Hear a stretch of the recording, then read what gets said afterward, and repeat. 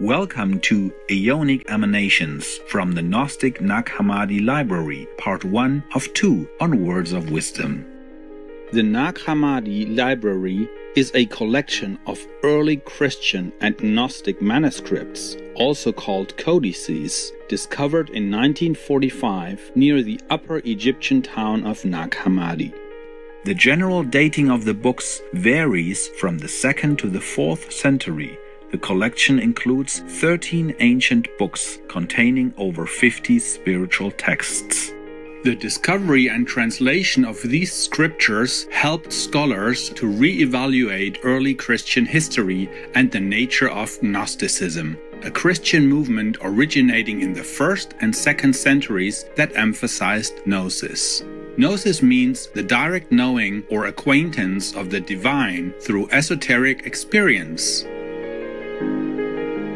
Today, the precious Nag Hammadi manuscript collection is housed in the Coptic Museum in Cairo, Egypt. Today, we will read a selection from the tripartite tractate of the Nag Hammadi Library, where we will find how words are used in an attempt to describe the indescribable and inconceivable one. The Father. Not one of the names which are conceived or spoken, seen or grasped, not one of them applies to him, even though they are exceedingly glorious, magnifying, and honored. However, it is possible to utter these names for his glory and honor in accordance with the capacity of each of those who give him glory. Yet, as for him in his own existence, being, and form, it is impossible for mind to conceive him, nor can any speech convey him, nor can any eye see him, nor can anybody grasp him, because of his inscrutable greatness, and his incomprehensible depth, and his immeasurable height, and his illimitable will. This is the nature of the unbegotten one, which does not touch anything else, nor is it joined to anything in the manner of something which is limited. Rather, he possesses this constitution without having a face or a form, things which are understood through perception, whence also comes the epithet, the incomprehensible. If he is incomprehensible, then it follows that he is unknowable, that he is the one who is inconceivable by any thought, invisible by anything, ineffable by any word, untouchable by any hand. He alone is the one who knows himself as he is, along with his form and his greatness and his magnitude. And since he has the ability to conceive of himself, to see himself, to name himself, to comprehend himself, he alone is the one who is his own mind, his own eye, his own mouth, his own form, and he is what he thinks, what he sees, what he speaks, what he grasps, himself, the one who is inconceivable, ineffable, incomprehensible, immutable, while sustaining, joyous, true, delightful, and restful is that which he conceives, that which he sees, that about which he speaks, that which he has as thought. He transcends all wisdom, and is above all intellect, and is above all glory, and is above all beauty, and all sweetness, and all greatness, and any depth and any height. If this one who is unknowable in his nature, to whom pertain all the greatnesses which I already mentioned, if out of the abundance of his sweetness he wishes to grant knowledge, so that he might be known, he has the ability to do so. He has his power, which is his will. Now, however, in silence, he himself holds back, he who is the Great One, who is the cause of bringing the totalities into their eternal being.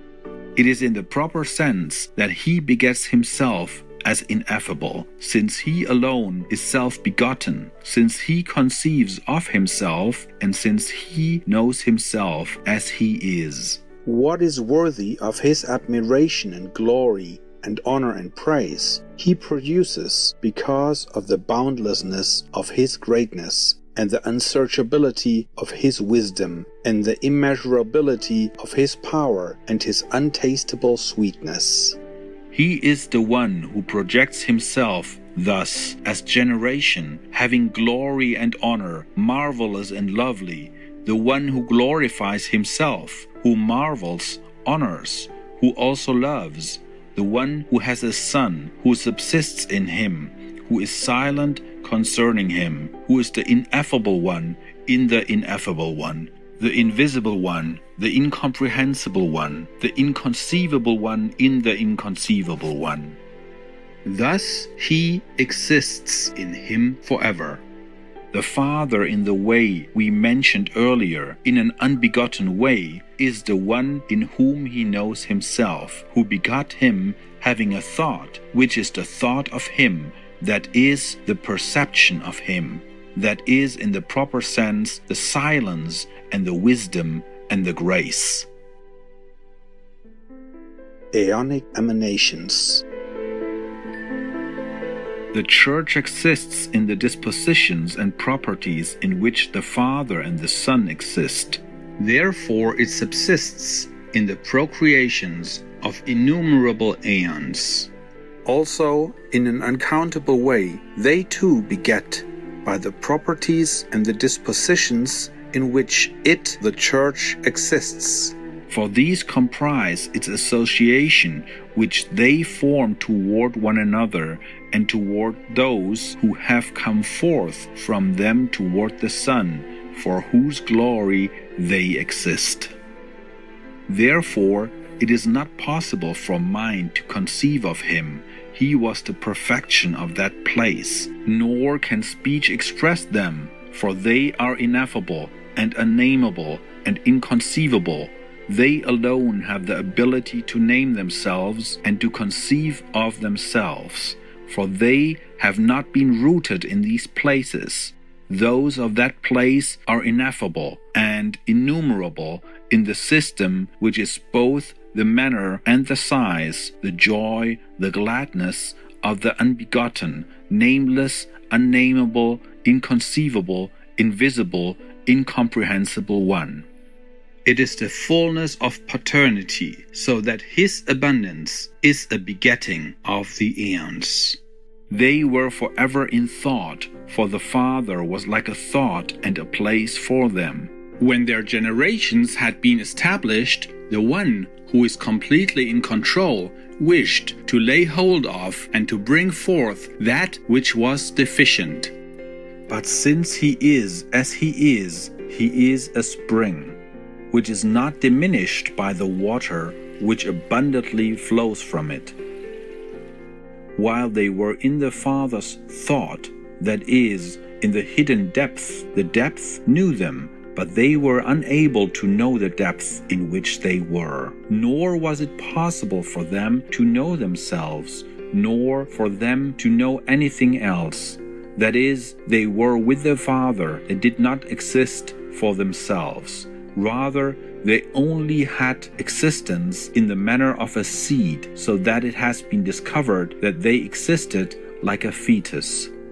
Like the Word, he begot them, and the ones whom he was to beget had not yet come into being from him. The one who first thought of them, the Father, not only so that they might exist for him, but also that they might exist for themselves as well, that they might then exist in his thought as mental substance, and that they might exist for themselves too, sowed a thought like a seed. Now, in order that they might know what exists for them, he graciously granted the initial form, while in order that they might recognize who is the Father, who exists for them, he gave them the name Father by means of a voice, proclaiming to them that what exists through that name, which they have by virtue of the fact that they came into being, because the exaltation which has escaped their notice is in the name. The infant, while in the form of a fetus, has enough for itself before ever seeing the one who sowed it. Therefore, they had the sole task of searching for him, realizing that he exists, ever wishing to find out what exists.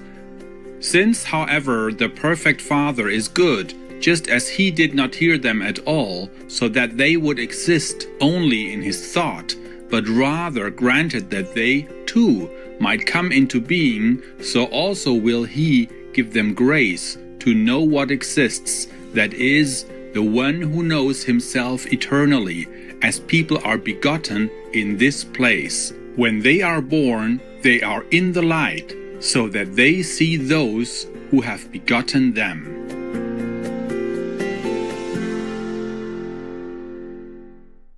Blessed viewers, we appreciate your company for today's words of wisdom.